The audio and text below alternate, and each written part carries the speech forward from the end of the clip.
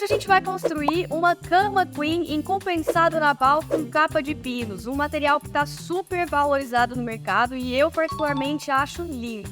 Essa cama vai ser produzida com uma técnica de encaixe super comum chamada meia madeira. E eu vou mostrar para vocês como eu fiz essa meia madeira lá na esquadrejadeira, mas também pode ser feita na serra de bancada. E considerando o tamanho da peça, a gente teve alguns desafios. E eu vou explicar para vocês quando a gente estiver montando isso lá na esquadrejadeira. Ao longo do processo produtivo dessa cama, eu vou dividir com vocês as técnicas que eu usei, por que eu usei e quem sabe inspirar você aí também a produzir uma cama super simples que dá para levar para sua casa ou para casa do cliente desmontada e que tem, acima de tudo, um visual super bonito. Todos os materiais eu comprei na Gemad e eu tenho certeza que tem uma Gemad perto de você. E se você não me conhece, eu sou a Letícia Saba e você tá no Estopa Lab.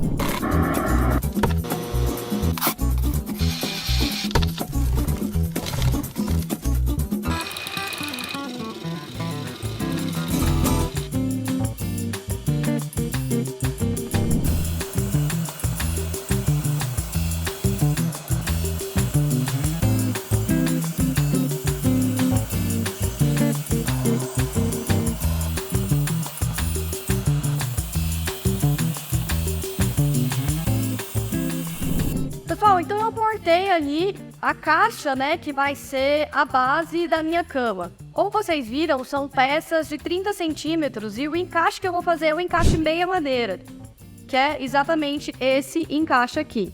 Esse corte aqui pode se considerar, na verdade, é esse encaixe aqui. Então, cada ponta, né, cada aresta da caixa que a gente vai fazer para ser a base da cama, vai ter esse encaixe aqui, que eu acho que dá uma firmeza e com esse compensado, né, com esse topo aparente, eu acho que fica bem bonito.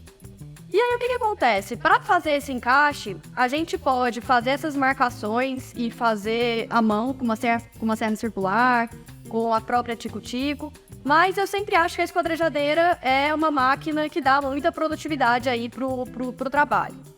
E aí tem uma questão aqui na esquadrejadeira, assim como tem também na serra de bancada, né, e na serra circular manual. Uma forma que a gente usa muito para fazer o encaixe meia madeira é passar a peça de pé.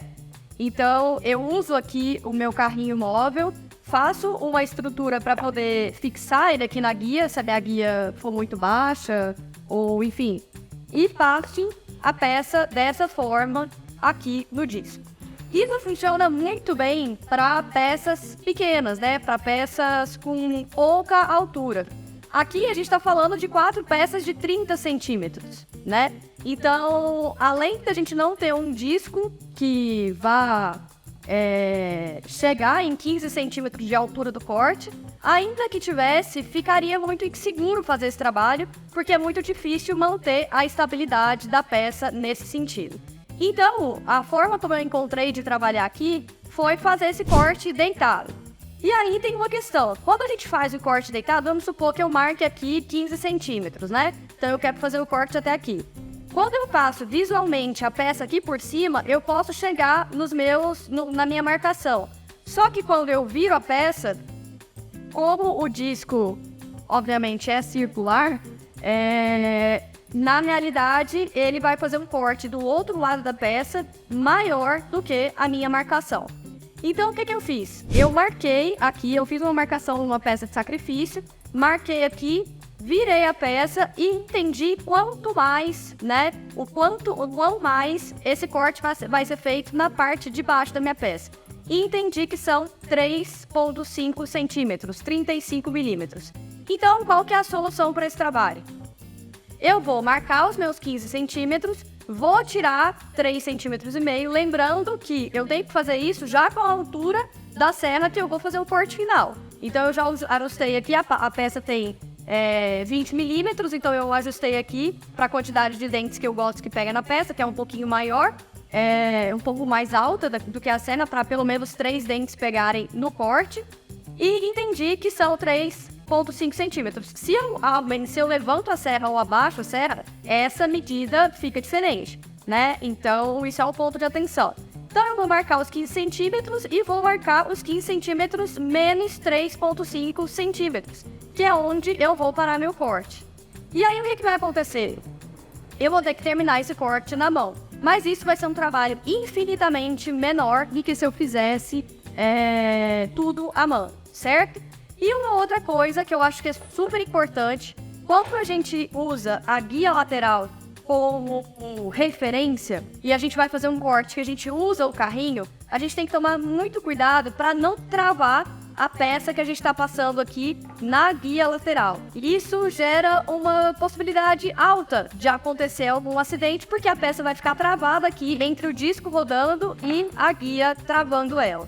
Então, como que a gente soluciona esse problema? Eu coloquei aqui, né, em grampo com um espaçador, usei aqui 2 madeiras para poder fazer esse espaçamento. E aí eu vou encostar ele aqui, já fiz as medidas certinho. Eu quero uma distância aqui de 3 centímetros, que é exatamente essa distância aqui que eu já tinha feito o teste. Então esses 3 centímetros aqui é o que eu gostei esteticamente que fique no final. Então, a partir do momento que eu coloco esse calço aqui, ele já vai gabaritar todos os tamanhos iguais. Meu primeiro corte, então esse primeiro corte vai ser igual para todas as peças. É um pouquinho trabalhoso, mas eu vou fazer o primeiro corte. Depois eu vou recuar a guia para poder fazer o segundo corte. E aí, então, eu vou limpar o meio. Mas o que eu faço? Eu encosto ela aqui, levo ela para frente. Quando ela entrar no disco, ela já vai ter saído do contato da guia lateral. Então, não tem o risco da peça querer se movimentar, tá travada dos 2 lados e dar um rebote e me causar um acidente, certo? Então, é isso que a gente vai fazer nesse primeiro momento, com todas as peças, os primeiros cortes dos 2 lados. Então, se são 4 peças, são 2 cortes em cada lado da peça, prestar bastante atenção para a gente não fazer o corte trocado, mas também é um problema que daria para resolver, mas marcenaria é uma questão de atenção, então tá bastante focado aqui no que a gente está fazendo, mas é uma forma muito legal de fazer meia madeira e continue acompanhando aí para a gente ver o resultado final dessa cama.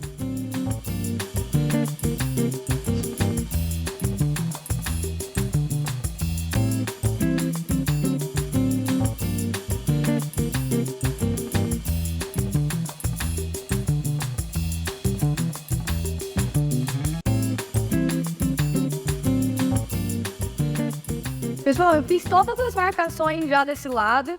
E aí uma coisa que é super importante na marcenaria, pelo menos é a forma que eu gosto de trabalhar. Eu já faço todas as marcações e depois vou direto para a esquadrejadeira.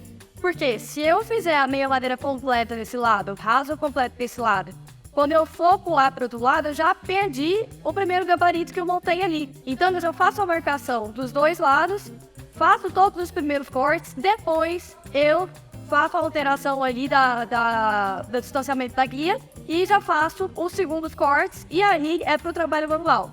E uma outra coisa importante também, essa peça vai entrar assim na esquadrejadeira, mas eu não posso fazer essa marcação que eu fiz aqui no mesmo lado do outro lado, porque do outro lado eu vou girar a peça assim. Então, enquanto você está pensando nos processos que você vai usar, você tem que prever que esse tipo de coisa vai acontecer. Então, não é simplesmente agora eu dar a minha esquadrejadeira e fazer as marcas de lá, certo? Então, eu tenho que girar a peça para cá e fazer a marcação desse lado de cá, porque é o lado que vai entrar na esquadrejadeira e apesar de estar tudo montadinho ali, eu preciso saber em que momento eu vou parar o corte, como eu falei pra vocês ali, né? Porque eu vou ter que parar 3,5 centímetros antes dos 15, né? Antes do final do corte, porque embaixo ele vai estar cortando mais.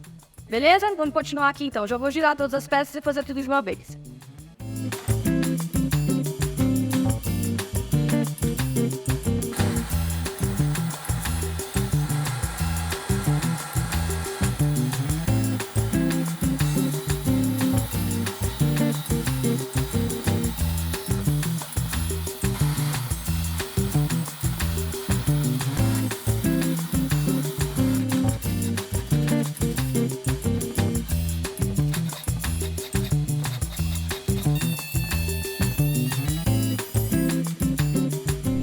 aqui é o momento que eu já estava sozinha na oficina, então eu resolvi deitar um pedaço de compensado que eu tinha aqui no meu carrinho de transporte. Quem ainda não viu esse carrinho de transporte, tem vídeo aqui no canal. Um trabalho de serralheria razoavelmente simples e que dá uma mão muito grande na oficina. Então eu deitei a chapa para usar a serra circular manual com trio. E essas duas peças foram cortadas para fazer o centro de sustentação da cama. E depois eu fiz a junção desse centro de sustentação também na meia madeira. Então, usando o Kreg Jig, eu fiz apenas 2 furos em cada peça, que é na forma de compensar ali a fixação na hora que eu fizer a montagem final da cama. E agora que eu já tenho as laterais da cama prontas, que eu tenho a fixação central também pronta, o que eu fiz foi fixar umas travessas internas nas laterais maiores.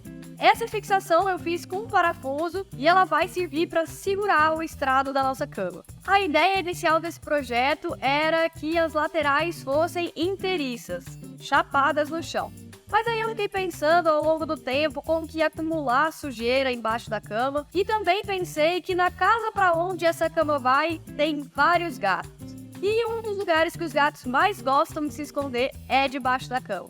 Então eu fiz 4 aberturas na cama, usinei com bastante cuidado, com uma certa angulação dos cantos arredondados para ficar super bonita, com um design legal, para servir tanto para os gatos se esconderem, mas também para entrar um robô aspirador. Nessa casa também mora um robô aspirador e é importante que tenha espaço para ele entrar por ali e para fazer a limpeza do dia a dia e a limpeza dos pelos dos gatos também. E aí, para dar um charme final, antes de dar o acabamento nessa peça, vocês estão vendo que eu fiz todo um processo de lixamento. Eu arredondei as arestas superiores dos encaixes. Para isso, eu usei a lixadeira de cinta. E um ponto super importante para fazer esse tipo de lixamento com a lixadeira de cinta é que você precisa elevar da superfície da sua bancada um pouquinho a peça que você quer usinar, porque assim toda a madeira vai encostar na lixa. O começo da lixa tem um distanciamento entre a sua bancada, então se você não colocar uma superfície para elevar um pouco a peça que você está lixando,